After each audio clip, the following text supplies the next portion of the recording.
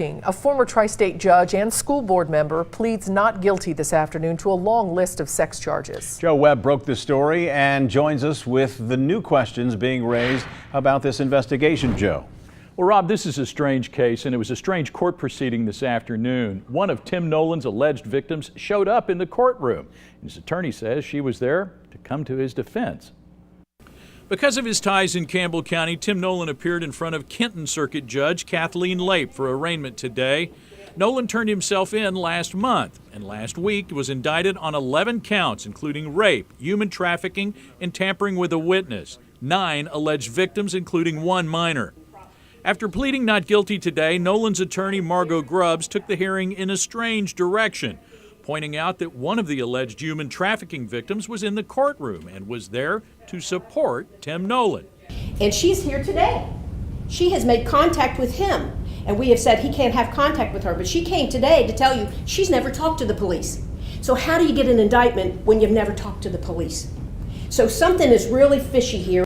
The judge moved on to set bond for Nolan, who has been on home incarceration. Special Prosecutor Barbara Whaley argued for a substantial bond based on the allegations. Judge Lape agreed that no cash bond was unusual under the circumstances. You know, Mr.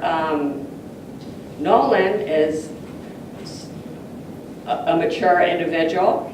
He is facing a lot of time in jail. I think that makes him a flight risk. Well, Your Honor, or a disappearing risk. She set bond at $50,000 cash or $100,000 in property and agreed to let Nolan leave for a doctor's appointment before posting. On his way out, Tim Nolan said he's ready to talk, but his lawyer won't let him. I'd love to, other than I can tell you that we have a great Constitution and I have a great attorney, and we will vigorously defend this. Now, Tim Nolan was also ordered to stay away from all the alleged victims, schools, and all minors, but he can visit his grandchildren under supervision. His attorney says Nolan planned on posting the cash bond this afternoon. Rob? Joe Webb, thanks very much. The 70-year-old faces more than 50 years in prison if he is convicted. Because of Tim Nolan's ties in Campbell County, a Kenton County judge is hearing this case, and the Kentucky Attorney General's office is prosecuting. Nolan was a Campbell District judge from 1978 to 86.